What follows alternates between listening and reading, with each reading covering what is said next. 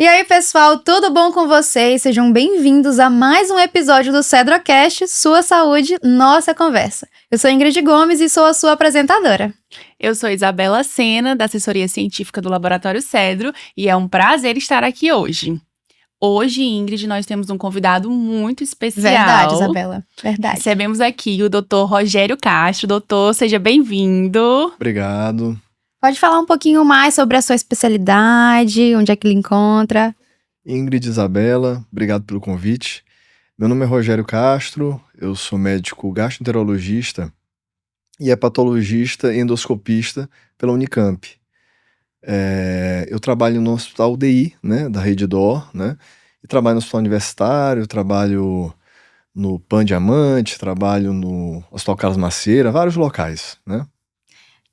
Eu só falar uma palavrinha bem aí, hepatologista, né? Eu acho que o pessoal aí de casa às vezes pode confundir. Acho que vai ser a nossa primeira pergunta, Isabela. Isso. O que o hepatologista ele faz? Então, o hepatologista, ele estuda as doenças do fígado, né? As doenças do fígado e das vias biliares. Então, as hepatites, a cirrose, aquela doença gordurosa do fígado, né, que é muito comum, chamada de esteatose hepática, a gente estuda. Algumas doenças infecciosas hepáticas, como as hepatites virais, hepatite B, hepatite C, que podem levar à cirrose. Então, o hepatologista, ele estuda as doenças do fígado em geral, inclusive os cânceres de fígado.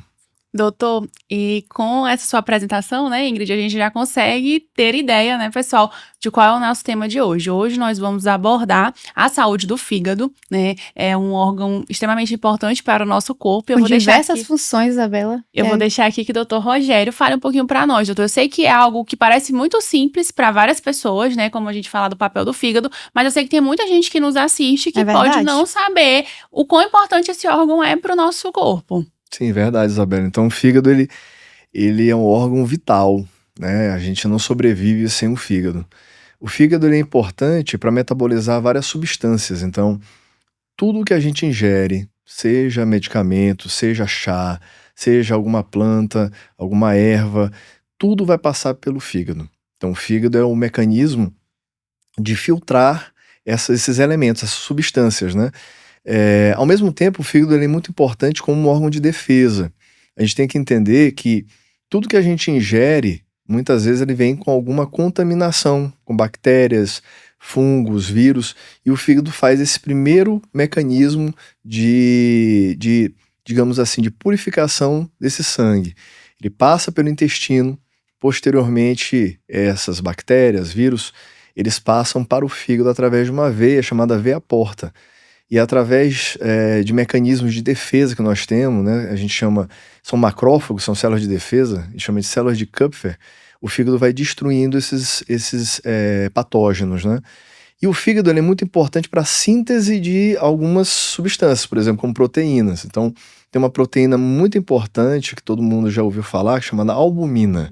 Sim. Então, o fígado ele produz albumina, ele utiliza aminoácidos, né, que são consumidos por nós e alguns são produzidos pelo nosso corpo e produz albumina, que ela tem um papel muito importante dentro do nosso corpo. Doutor, então a gente consegue pegar esse gancho, né, Ingrid, que tendo em vista isso, a alimentação ela vai fazer toda a diferença, todo o impacto na saúde do nosso fígado. Muita diferença. Então, para a gente ter uma ideia, essa doença que eu comentei anteriormente, né, que é a doença gordurosa do fígado, é uma doença relativamente nova, ela não tem 100 anos, né, de descoberta, e é uma doença que hoje é uma das principais causas de cirrose. Então, aquela gordurinha no fígado, né, que todo mundo acha normal, na verdade não é normal, né? Embora seja frequente, né, ela não é normal. Então, a gordura no fígado, a esteatose hepática, ela pode gerar, com o passar do tempo, um processo inflamatório, que é uma hepatite mesmo, uma hepatite crônica, e essa hepatite crônica evolui para a cirrose, tá? Isso acontece de uma forma muito silenciosa, quer dizer, ela não manifesta sintomas até o indivíduo apresentar cirrose. E aí sim, ele vai apresentar a icterícia, né, aquela cor, né, amarela dos olhos, né, e da pele, vai ter ascite, que é aquele líquido na barriga, pode ter um sangramento digestivo, né, através das varizes de esôfago. Então, é um processo que demanda anos, 10, 15, 20, 30 anos para acontecer. Mas se você não diagnosticar de forma precoce, o paciente ele acaba evoluindo para um quadro mais grave. E, doutor, você comentou sobre cirrose. Eu acho que muita gente associa cirrose à bebida alcoólica, né? E o que seria a cirrose, né? Quais são os meios que a pessoa ela pode adquirir essa doença? Então, perfeito. A cirrose hepática, entenda como um endurecimento do fígado. Então, o fígado ele passa por processos de inflamação, que a gente chama de hepatite, comumente de hepatite, e esse processo de inflamação ele persistente, ele leva à formação de traves de colágeno, né? Não é o colágeno bom, né? Não é aquele colágeno né, da pele, né? São outros tipos de colágeno que eles acabam aderindo num espaço, né, que a gente chama de espaço de Disse, que é um espaço que fica dentro do fígado, né, nos lóbulos hepáticos, e isso faz com que aquelas células que morreram, né, através da hepatite, elas não consigam se regenerar. Então, ao invés de ocorrer uma regeneração celular, ocorre a ocupação desse espaço pelo colágeno.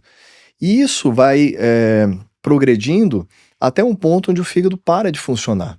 Então, ele vai diminuindo o seu processo funcional, de todas essas funções que eu falei, né, existem mais outras funções. Então, quando o fígado ele começa a parar de funcionar, o paciente começa a ter manifestações da cirrose. E aí é um momento, né, que normalmente o paciente procura um médico, hepatologista, especialista, para fazer o acompanhamento e, às vezes, evolução até para um transplante de fígado. E fica aquela questão que todo mundo acha que aprende na escola, mas o fígado, ele não se regenera, ele não volta a funcionar, a crescer quando tira um pedaço. Pois é. Isso é uma verdade, mas é uma verdade parcial.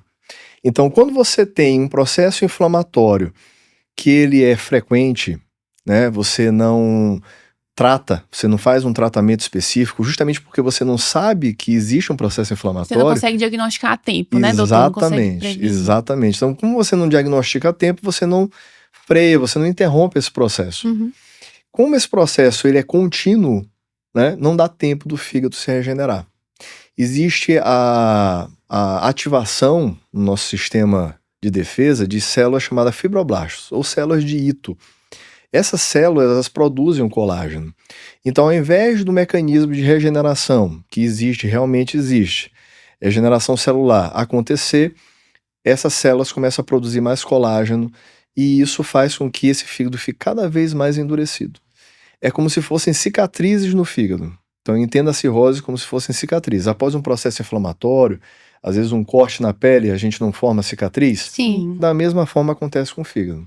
Então, se for diagnosticado a tempo, dá tempo do nosso órgão ele conseguir se recuperar para não precisar depois, por exemplo, de um transplante. Perfeitamente. Então, se eu trato a causa, né, não existe uma medicação que você trate todas as doenças do fígado, né? Isso é um mito. Mas se eu trato a causa da doença, eu consigo evitar que essa doença evolua para uma cirrose. Então, para que a gente possa ajudar quem está aqui nos ouvindo, né, doutor? A gente pode dizer que as principais doenças do fígado, a gente já falou de hepatite, esteatose, né? A própria cirrose, circulam por aí. O senhor teria mais alguma outra doença que o senhor acha que era importante a gente estar mencionando? Porque eu queria falar, não é nem sobre as doenças em si, Sim. mas o que a gente pode fazer, seja para prevenir ou seja mesmo para a gente, como que eu tô sentindo algo de errado, tô com alguns sintomas. Quais sintomas é que eu devo observar que eu saiba, né? Eu vou ter que procurar um médico, eu vou ter que procurar um Que hepatologista. estejam relacionadas ao fígado, Para que a né? gente possa detectar isso do começo, né? Do início. Perfeito, é isso mesmo. Então, como eu falei, quando o paciente ele apresenta já a cirrose, ele normalmente manifesta alguns sintomas. Então, ele começa a ter uma cor amarela dos olhos, que a gente chama de icterícia. A colúria, né, que é essa urina escura, né, proveniente também desse acúmulo de bilirrubina. A ascite, né, que é esse líquido na barriga. Então, pacientes que apresentam, né, a icterícia, que é essa cor amarela dos olhos, ascite, né, uma perda de peso de uma forma inesperada, isso tudo chama a atenção para uma hepatite talvez uma hepatite crônica que agudizou, ou mesmo a própria cirrose. Então, esses são sinais, sintomas que a gente pode atribuir, né, à doença hepática avançada. Que já deve gerar um alerta que já está, no caso, mais um pouco avançado. mais avançado. Precocemente, como as doenças do fígado são silenciosas, aí a importância de procurar um médico, né? Porque a gente não faz só o check-up cardiológico com o urologista, com o ginecologista, a gente faz o check-up também com o hepatologista. Então, como é que eu sei, né, através de exames que meu fígado está doente? Então, a gente tem alguns grupos de exames, né, que a gente utiliza para diagnosticar. Então, por exemplo, você tem um grupo de exames que mostra um processo inflamatório no fígado. A gente chama de aminotransferase, são as enzimas hepáticas, né? A famosa ST e ALT, ou antigamente se chamava de TGO e TGP. O famoso TGO e TGP. Eu tava pensando, será que são esses? São esses mesmo. É esses mesmo. E isso denota pra gente uma alteração nessas enzimas, pode denotar pra gente um processo inflamatório, né? Você tem outras enzimas também, que são a fosfatase alcalina e a gama-GT. A elevação da fosfatase da gama-GT normalmente é atribuída a doenças canaliculares, que também são hepáticas, né? Que seria como é que é? Canaliculares. O que seria isso? Então, o fígado, ele é dividido classicamente, anatomicamente, naquela região avermelhada, né, que a gente chama de parênquima. Ali tem vários grupos celulares, mas o que se destaca é o hepatócito. Então, lesões no hepatócito, ou lesões hepatocitárias, elas aumentam a TGO e TGP, o ST e ALT. Só que dentro do fígado, também você tem canalículos biliares, são pequenos ductos, imagine como se fossem pequenos canos, né? E esses canalículos, eles se juntam para formar um canal maior, chamado colédoco, né? E que esse colédoco se junta para formar a conducto cístico, ele se une à vesícula biliar, né? Então, muitas pessoas acham que a bile é produzida pela vesícula, mas não é, né? A bile é produzida no fígado. E ela se concentra... ela armazena... ela se concentra na vesícula, né? Para ela ficar mais concentrada e com um teor, né, maior, né, mais importante para poder emulsificar as gorduras, as micelas, né? Formar as micelas. Para a gente poder metabolizar as gorduras que a gente ingere. Mas esses canalículos levam essa bile que é produzida no fígado para a vesícula e depois para o intestino. Então, quem produz, na verdade, a bile é o fígado e o transporte se dá através desses canalículos. Tem doenças que atacam só esses canalículos. E isso causa a elevação da fosfatase da gama-GT, que são enzimas que são presentes nos colangiócitos, são células especializadas nesses canalículos, entendeu? Então você pode ter um padrão de inflamação hepatocelular ou canalicular. Então, dependendo do padrão de enzimas, você guia, né, a sua investigação para um grupo de doenças ou para outro grupo de doenças. A gente poderia dizer que pelo menos uma vez ao ano temos que fazer um check-up hepático, ou menos que isso, doutor? Eu acredito que uma vez ao ano. Porém, se não tiver sintomas, né? Nada sim, aqui. Se não tiver sintomas, ou caso o paciente se apresente num grupo de risco, digamos assim. Por exemplo, quais são os grupos de risco que a gente comentou? São os pacientes que ingerem bebida alcoólica em excesso. Então, esses pacientes que ingerem bebida alcoólica em excesso, ou que sabem que tem uma gordura no fígado, eles precisam fazer um acompanhamento mais frequente com o hepatologista, né? Pacientes, por exemplo, que têm história na família de câncer de fígado ou de cirrose, porque pode representar um risco de alguma doença geneticamente predisponente. Então, são algumas condições que fazem com que você precise ir imediatamente ao hepatologista, né? Então, história na família, ou mesmo história de câncer de fígado, né? Pode realmente suscitar a necessidade de uma investigação. Isso é muito importante, Ingrid, porque, como o doutor falou, é algo silencioso, né? Então, Sim. As doenças hepáticas, elas podem ser silenciosas e quando a gente vem apresentar os sintomas maiores, o nível já pode estar avançado, né, doutor? E a prevenção, ela sempre... É a melhor solução. E até perguntar, doutor, que você falou sobre o consumo de álcool, né? Era um dos pontos que eu queria chegar. Eu comentei até no começo. Chegar no consumo do Calma, álcool, né, Gui? eu não bebo, mas assim, para as pessoas entenderem. Importante. Porque no começo eu falei, né, que muitas pessoas associam a cirrose ao consumo de álcool. Perfeito. Isso acabou de falar relacionado ao álcool em excesso. Mas, assim, qualquer tipo de consumo de álcool pode ser elevado para uma doença no fígado ou não? É só realmente em excesso a pessoa que bebe todo dia ou aquela que bebe casualmente Já pode vir? entendi. Ela quer perguntar, é isso, Ingrid? Se tem um volume saudável de álcool, seria isso? Não é nem realmente isso, não. É se é mesmo o consumo, por exemplo, a pessoa bebe uma vez na semana, mas durante 10 anos. Ali na frente, pode vir surgir alguma coisa? Pode causar alguma coisa? Então, isso a gente precisa entender de quem a gente está falando. Então, se eu tenho um paciente que já tem uma gordura no fígado, porque é diabético, porque tem dislipidemia, né, que é o colesterol alto, né, hipertenso, que tem síndrome metabólica, esse indivíduo ele pode evoluir mais rapidamente para cirrose, até com níveis de álcool, né, nível de consumo de álcool mais baixos. Se for de um grupo de risco, né, doutor? Daqueles que a gente citou. E depende também da quantidade e da frequência, né? Se eu bebo, mesmo no final de semana, mas se eu bebo um volume muito elevado, quer dizer, 6, 8, 10 garrafas de cerveja ou latinhas de cerveja, é lógico que isso vai ter um impacto, né? Hoje, a OMS, ela sugere que você não deva ingerir bebida alcoólica, né? Qualquer nível de ingesta, ele tem um seu risco. Até porque você não sabe de qual indivíduo você está falando, né? De que indivíduo você está falando. Se é um indivíduo que tem uma predisposição genética maior. Por exemplo, a gente sabe, né, que alguns genes, por exemplo, a gente estava até conversando isso, né, Isabela, sobre a questão da genômica, alguns genes eles predispõem uma evolução mais rápida de um processo inflamatório e para fibrose e cirrose, né, relacionados muitas vezes à esteatose hepática. Então a gente sabe que dependendo do paciente, essa evolução pode ser mais rápida. Então, de uma forma geral, a gente não recomenda a bebida alcoólica, né, em nenhuma quantidade. Isso é importante quando o senhor fala de... Eu acho que o papel da família nisso tudo, sabe, doutor? Porque eu sei que para quem é um indivíduo que não está nessas situações, pode ser que ache, não, eu vou tomar aqui só uma taça de vinho, né? Vou fazer só um brinde.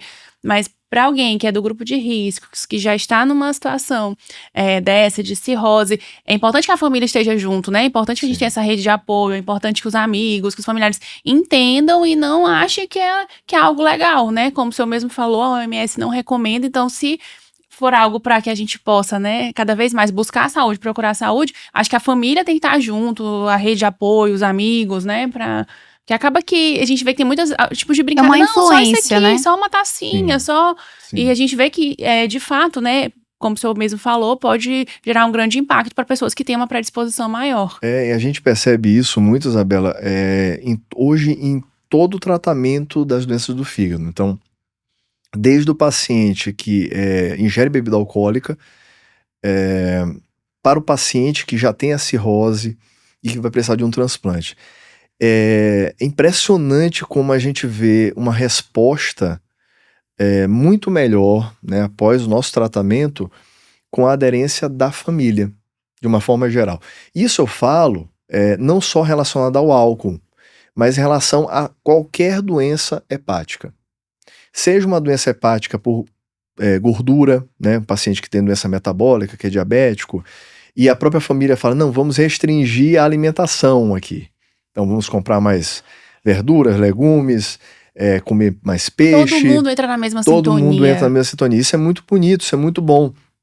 Até o extremo, né, dos pacientes, por exemplo, que vão para transplante, que a família está lá, unida, né, presente, né, que hoje com a nossa falta de tempo, né, com esse tempo escasso, muitas vezes é difícil, mas quando você vê isso, você vê essa união familiar, você tem certeza que aquilo ali vai dar certo. E eu digo isso, doutor, porque eu na minha família, eu tenho um caso não na parte relacionada diretamente à hepática, mas o meu pai, ele nasceu somente com um rim, né? Sim. E aí, devido a ele ter somente um rim, as doenças que foram acarretando ao longo da vida, até por ele ter sido ser diabético e tudo, a alimentação fez toda a diferença na vida dele. Quando ele chegou no consenso, já depois de ter infartado, já depois de ter tido algumas condições, ele viu que encontrou um médico que diagnosticou, não, a alimentação é o fundamental, é o crucial.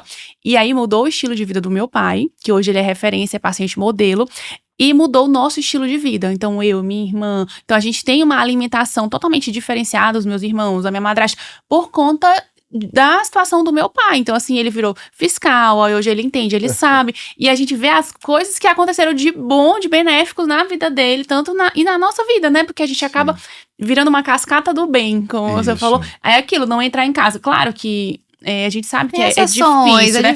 Mas quando a gente pode tentar não entrar em casa, ou tentar diminuir, reduzir, estar ali na hora do almoço, a gente já priorizar a salada, né? Priorizar a comida de verdade, né, doutor? Diminuir o carboidrato, a gordura processada. Diz que você precisa descascar mais e desembalar menos, né?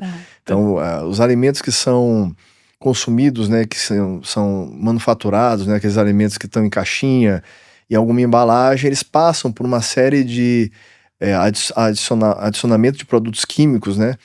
E isso é extremamente nocivo para a saúde, né? Lembrar que o fígado vai ter que depurar, vai ter que filtrar, né? E muitas vezes ele não consegue fazer isso a contento. E causa uma série de impactos, não só no fígado, mas no coração, no cérebro, nos rins, né? Então acho que é muito bonito essa relação da família, né, e abraçar aquele ente, né, que é querido, né, que é da família, e a família muda, né, muda o comportamento. E faço também uma ressalva com relação à atividade física, né? A gente falou da alimentação é importantíssima, a atividade física também, né? Agora recentemente, né, foi descoberto que a atividade física ela protege contra algumas demências. Então ela não só protege contra algumas doenças articulares, como doença cardiovascular, mas também contra a demência. E doenças também cerebrovasculares. E contra a doença do fígado. Então, a doença hepática gordurosa, um dos tratamentos também é a atividade física. Então, é importante que a gente entenda que é um conjunto, né? É um conjunto, né, de fatores que faz com que esse indivíduo, ele realmente deixe de estar naquele grupo de risco e passe a ter uma vida mais saudável. Pronto, vamos avançar um pouco aqui na conversa, que me veio uma dúvida. Eu acho assim, para falar de transplante, né? Que a gente falou que a pessoa pode ficar doente, vai ficando, o fígado ele não consegue se regenerar e acaba tendo que transplantar. E eu não sei, assim, se o pessoal de casa às vezes tem esse pensamento. Ah, ok, tô doente, fiz o transplante, tô com um fígado novo, posso voltar à minha rotina normal, vou voltar a beber, vou voltar a consumir muita besteira. Mas não é assim que funciona, né, doutor? Não é assim que funciona, né? Então, faço muito uma comparação com a cirurgia bariátrica, né? A cirurgia bariátrica, muitas pessoas acham que é apenas fazer a cirurgia e inicialmente ele não vai conseguir realmente comer, mas posteriormente muitos pacientes acabam engordando novamente, até com um peso até maior do que ele tinha antes da cirurgia. E o transplante é igual, quer dizer, mas o transplante, ele te dá a liberdade para você fazer, porque você ganha uma nova vida, uma nova chance, para você fazer até imediatamente após o transplante as transgressões. Porém, imagine, o paciente ele sofreu tanto para conseguir um fígado, teve um tempo de espera muitas vezes prolongado, sofreu de várias complicações da doença hepática, e eu realmente não imagino um paciente querer passar por isso tudo de novo. Então, se ele transplantou e ganhou uma nova chance de vida, inclusive, né, a gente faz com relação ao transplante, tem mais uma questão, que é a questão da doação, que é um ato belíssimo, né, de famílias que perderam seus entes queridos e realmente conseguiram enxergar, né, através da bondade, que existiam pessoas que precisavam daqueles órgãos, né? Então eu acho que é até um respeito, né, quando o paciente ele recebe um órgão de uma outra pessoa que veio a falecer e a família de uma forma extremamente generosa e bondosa, ela permite, né, essa doação dos órgãos até por uma questão de respeito, sabe? Respeito com a família que doa e respeito consigo e com sua própria família que sofreu junto. Então eu acho que o transplante, ele é uma obra de amor mesmo, tá? Uma nova chance. Uma né, nova chance. Então desperdiçar, né, essa chance, eu acho um erro muito importante. Eu acho um erro, assim, que não deve se repetir. Porque ele Deveria teve ser uma chance. inadmissível, né, doutor? É uma coisa Inadmissível. que... Né? Então, o indivíduo que volta a beber, né, copiosamente após o transplante, ele está jogando fora toda aquela história, né, daquela família que doou e da própria família que muitas vezes o acolheu naquele momento. Lógico, nós estamos tratando também de indivíduos que precisam de um acompanhamento psiquiátrico, psicológico, o nosso acompanhamento também, né, muito de perto, mas eu acho que a grande questão é ele querer mudar, né, querer mudar de vida e entender que ele recebeu uma dádiva, um bem, né, um bem extremamente raro, né, porque o transplante, para acontecer, não basta ter o órgão, que já é difícil, mas ter uma equipe pronta para agir naqueles momentos, inclusive com as complicações do pós-transplante. Doutor, eu acho que é um orgulho nós termos isso aqui no nosso estado, né? O senhor participa.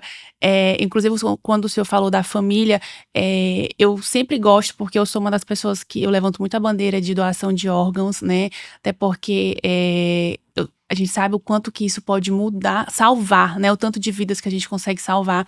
E eu acho que é importante a gente sempre expressar para a nossa família, porque no final a decisão é da família, né? Isso. A gente precisa expressar essa vontade. Então, quem deseja ser um doador, poder deixar isso expresso para a família, né? E ver o tanto que isso pode impactar e o quanto isso pode salvar a vida de muitas pessoas. Verdade. Então, quanto mais a gente puder falar sobre isso, levar isso, e hoje, graças a Deus, a gente tem isso, né? A gente consegue ter aqui no nosso estado, porque antes a gente não tinha isso. Isso é fantástico, doutor. Parabenizo, inclusive, o seu trabalho, né? E toda a equipe, que eu acho que é algo, assim, fantástico. Quando a gente fala de tantas vidas, né, que já foram salvas e quantas mais serão salvas ainda.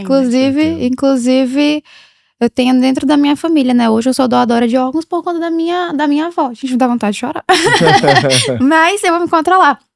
Porque eu não teria minha avó hoje.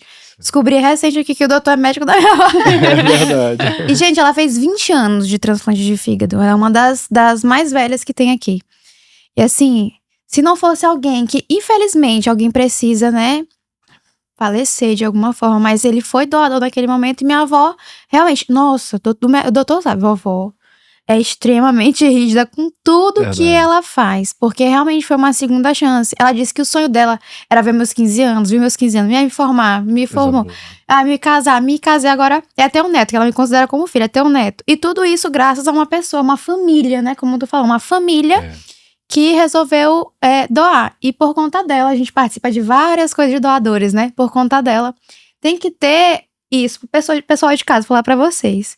Se você decidir ser um doador de órgãos, converse com sua família, isso é muito importante, muito importante. Você tá dando uma segunda chance, como o doutor falou, uma segunda chance, não só para aquela pessoa, mas para as pessoas que vivem com ela, né? Porque é para ter mais uns minutos, algumas horas, dias e anos junto daquela pessoa tão amada. E eu precisava falar. Tudo bem, isso mesmo, é importante esse depoimento, né? É uma coincidência, né?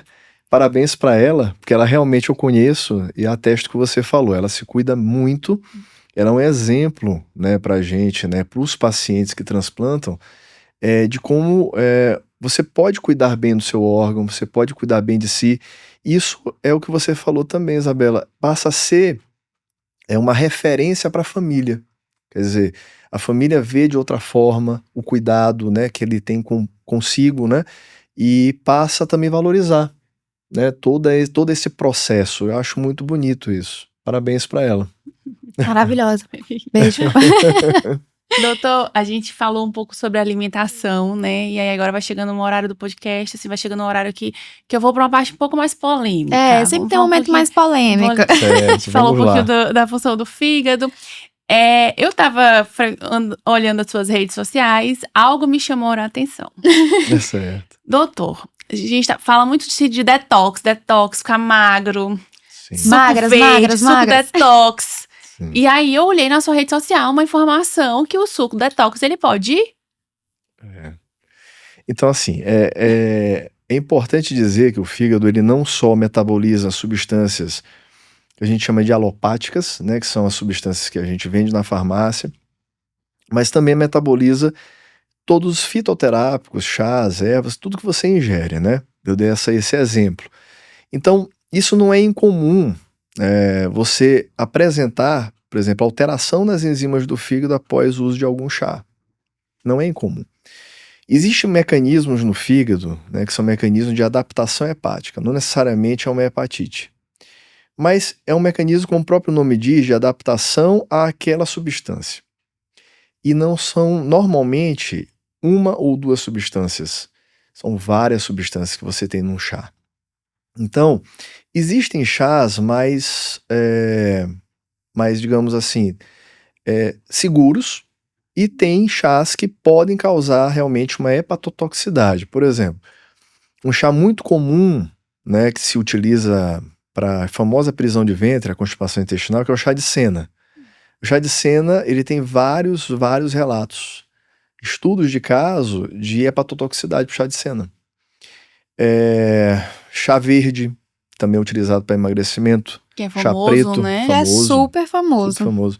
Chá de hibiscos, né, que teve uma época que era muito... Febre, Febre. todo lugar tinha, todo mundo tomava. Então, a gente tem que entender que quanto mais substâncias você ingere, e isso é importante, que você vai somando substâncias. Às vezes o paciente ele já usa algumas medicações e aí ele passa a utilizar vários chás.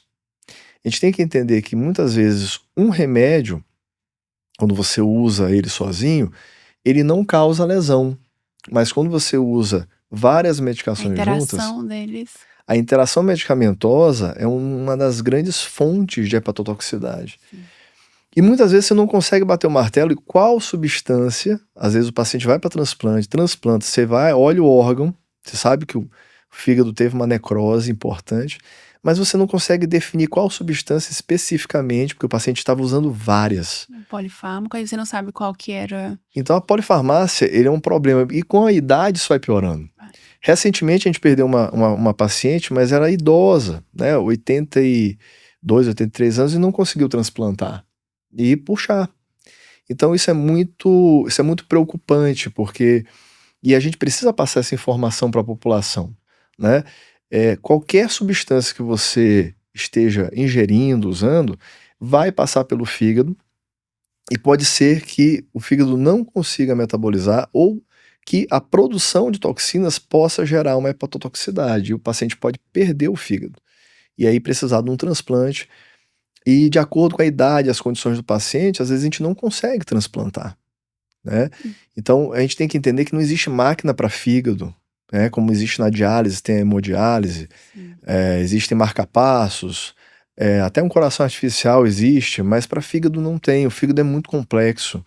Já se tentou por várias vezes produzir máquinas que substituíssem o fígado, como acontece com o rim, mas isso não deu certo, falhou. Porque o fígado é um órgão realmente muito complexo. E aí eu acho que vai muito da equipe, Ingrid, da equipe multidisciplinar, né? Então, por exemplo, o farmacêutico, nessa parte da assistência farmacêutica, de fornecer esse auxílio ao paciente. Porque tu imagina, para tu entender essa questão da interação dos medicamentos, às vezes você tá tomando um medicamento que ele vai potencializar o efeito do outro. Do mesmo jeito que ele pode diminuir, ele pode potencializar. Então, às vezes você tem que fazer um ajuste de dose por conta daquela potencialização. Ou seu paciente é um paciente renal, né? Ou outros casos, doutor. E é importante porque o paciente ele se consulta com um nefrologista, ele vai no cardio, aí ele vai no hepatologista. Então, são vários especialistas. Às vezes você tem que tomar várias medicações. Avançada a idade, isso acontece muito, né, doutor? Então, a gente precisa de ter uma assistência para avaliar. Chegar com a pastazinha, doutor. Tô É usando isso importante daqui isso. tudo, faço tanto de exame pra ver, tá tudo ok? É importante saber o nome das medicações, igual o doutor falou, gente, a questão dos chás, as próprias vitaminas, né, doutor? Fiquei impressionada Porque com às vezes, essa hoje em do chá. dia as pessoas elas usam vitaminas, fitoterápicos, chás e acham que não Tudo da precisa cabeça citar, delas. que, né, às vezes tudo é o excesso. E que não vai causar nenhum problema no fígado, e na verdade não é. E por trás, muitas vezes, aquele chamado suplemento ou vitamina, você tem substâncias tóxicas. Então, O que é muito comum, muitas vezes, no consultório, é o paciente vir com umas 3, 4 receitas. Cada receita vem com uns 10 medicamentos. E o paciente ainda usa chá. Então, assim, além das medicações, né, que o paciente normalmente utiliza, muitas vezes ele vem com alguns suplementos que escondem algumas substâncias que fazem mal. E às vezes, olha só, pasme, às vezes até o paciente não sabe que está tomando alguma substância potencialmente tóxica. E isso tem que ser uma responsabilidade muito grande do médico. O médico ele tem que informar. Então, eu já peguei pacientes usando testosterona sem saber. Então, porque estava junto com a receita, isso não foi informado a ele. Foi vendido como um suplemento. E a gente sabe que a testosterona ela é hepatotóxica. Então, a gente precisa ter mais clareza nessa relação médico-paciente. E eu tenho digamos assim, uma frase que eu utilizo muito, que é utilizar o menos possível. Quer dizer, se você precisar utilizar a medicação, que tenha uma justificativa para isso, né? Então, receitas muito grandes, receitas muito extensas, podem causar essa interação medicamentosa que é extremamente danosa para o fígado. Então, quanto menos, melhor, mas contanto que tem uma justificativa. Lógico, o paciente é hipertenso, precisa usar um antihipertensivo, utilize. Vamos verificar se esse antihipertensivo ele realmente pode ser utilizado junto com essa outra droga. É isso que é a importância dessa avaliação. Precisa dar orientação e não só chegar também na farmácia, tô com isso, escolhi um remédio aqui e vou tomar. Profissional. Daí a importância da consulta médica, né? A consulta é o momento onde você apresenta para o médico seus sintomas, seus sinais, mas também aquilo que o paciente está utilizando para que ele chegue a um diagnóstico correto e faça um tratamento acertado para que não prejudique o paciente. Na nossa profissão, a gente não pode prejudicar o paciente, né? O intuito sempre é de tentar fazer com que ele tenha uma vida melhor, mais saudável e tenha uma convivência maior com os seus familiares, né? Pronto, doutor, pra gente encerrar aqui, que a conversa foi muito boa, acho que deu pra explicar bastante coisa. Tem mais alguma coisa pra perguntar, Bel? Não, eu estou satisfeita. Assim, a gente deixasse, eu ficaria aqui horas e horas, né? Porque eu gosto de falar e gosto de ouvir. A gente gosta muito de falar, a gente fica se podando aqui das duas, mas... um recado, assim, pras pessoas, pra cuidar, né? Pra não chegar naquele momento que precisa fazer um transplante, que precisa usar alguma medicação, que precisa se ausentar de muita coisa, uma orientação. O pessoal que está nos ouvindo, para o pessoal que está nos assistindo. O que é que a gente pode fazer no dia a dia, né, que evite uma doença hepática, evite lá na frente um transplante? Então, eu acho importante a gente conversar a respeito das mudanças de estilo de vida, né? Eu acho que o paciente ele precisa entender que ele precisa fazer atividade física, precisa se alimentar melhor, né? Então, alimentar daquilo que é da terra, né? Alimentar com verduras, legumes, peixe, né? Uma proteína, que é uma proteína com alto valor, né? Proteico, nutritivo e com, inclusive, alguns minerais, é o peixe. Meu filho adora, meu filho tem 3 anos, a favorita dele, a proteína favorita é peixe. Peixe é fantástico, né? A carne vermelha, ela tem um problema sério, né? Porque ele aumenta também essa esteatohepatite não alcoólica, né? Então, de preferência, o peixe. E moderar ou mesmo se abster da bebida alcoólica, né? Moderar de uma forma bem importante, bem acentuada, porque a gente sabe que a bebida alcoólica, dependendo do tempo, né, de uso e da frequência e da quantidade, vai levar uma cirrose, né? Não só a cirrose, problemas cardíacos, cerebrais, pancreáticos, mas a cirrose também. E a atividade física, gente. Então, a gente não pode se abster de fazer atividade física.